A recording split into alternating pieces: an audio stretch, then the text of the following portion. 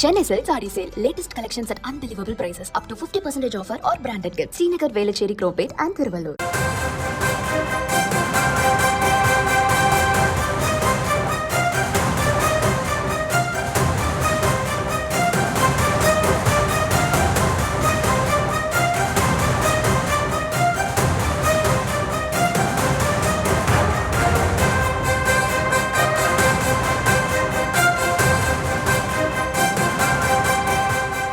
அன்னை செய்தியை பார்த்து வருகிறோம்.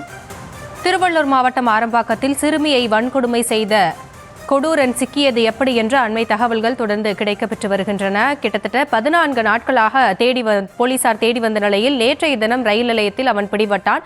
தற்பொழுது அவன் சிக்கியது எப்படி என்ற தகவல்கள் கிடைக்கப்பெறுகிறது. விவரங்களோடு இணைகிறார் எமது செய்தியாளர் பிரபு.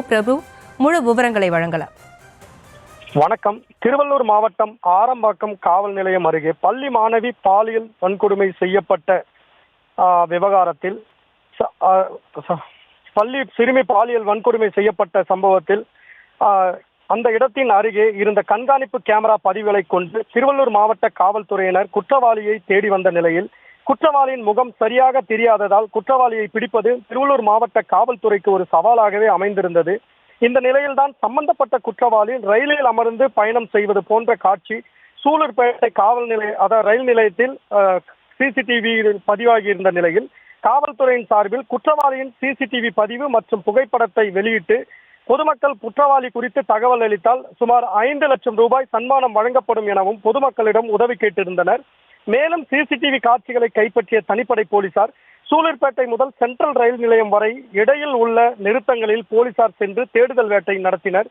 சுமார் 14 நாட்களாக பள்ளி சிறுமி பாலியல் வன்கொடுமை செய்த கொடூரனை கைது செய்ய முடியாமல் தனிப்படை போலீசார் திணறி வந்தனர். அப்போதுதான் சூலூர்பேட்டை காவல் நிலையத்திலிருந்து சென்ட்ரல் நோக்கி ரயிலில் ஏற முற்பட்ட ஒரு இளைஞரை தனிப்படை போலீசார் சுற்றி வளைத்து கைது செய்தனர்.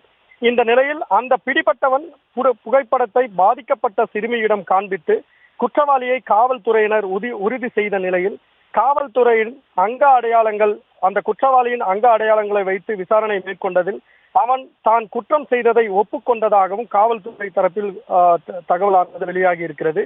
மேலும் அவனிடம் மேற்கொண்ட விசாரணையின் போது ஆரம்பாக்கம் பள்ளி சிறுமி பாலியல் வன்கொடுமை செய்யப்பட்ட விவகாரத்தில் கைது செய்யப்பட்ட குற்றவாளி அசாம் மாநிலத்தைச் சேர்ந்தவன் எனவும் அவனுக்கு திருமணமாகி ஒரு ஆண்டிலேயே அவரது மனைவி பிரிந்து சென்று விட்டதாகவும் தெரிகிறது. மேலும் அவன் நண்பர்களுடன் சூலூர்பேட்டை ரயில் நிலையம் அருகே உள்ள உணவகத்தில் தங்கி பணியாற்றி வருவதாகவும் தகவல் வெளியாகி இருக்கிறது. மேலும் 17 மணி நேர விசாரணை நடைபெற்று வரும் நிலையில் சுமார் 10 மணி அளவில் வடக்கு மண்டல காவல் தலைவர் அஷா கார்க் தலைமையில் ஆரம்பாக்கம் போலீசார் சம்பவ இடத்தை, அதாவது குற்றம் நடைபெற்றதாக கூறப்படும் அந்த இடத்திற்கு அழைத்து சென்று அவனிடம் விசாரணை மேற்கொண்டு வாக்குமூலத்தை பதிவு செய்து மகிழா நீதிமன்றத்தில் ஆஜர்படுத்தி பின்னர் புழல் சிறையிலும் அடைக்க உள்ளனர்.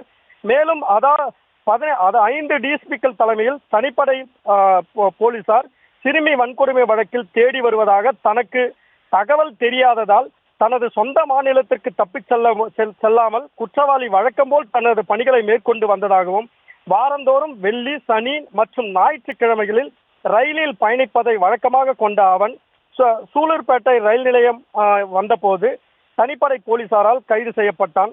இந்த நிலையில் 17 மணி நேரத்திற்கு மேலாக காவல்துறையினர் விசாரணை மேற்கொண்டு வரும் நிலையில் குற்றவாளி தனது தகவல்களை மாறி மாறி தெரிவிப்பதால் காவல்துறையினர் தனது பாணியில் விசாரணை மேற்கொண்டு குற்றவாளி தகவல்களையும் வெளியிட உள்ளனர்.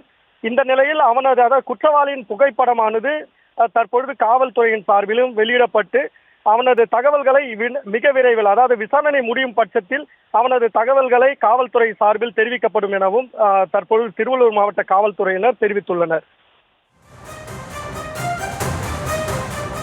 விவரங்களுக்கு நன்றி பிரபு.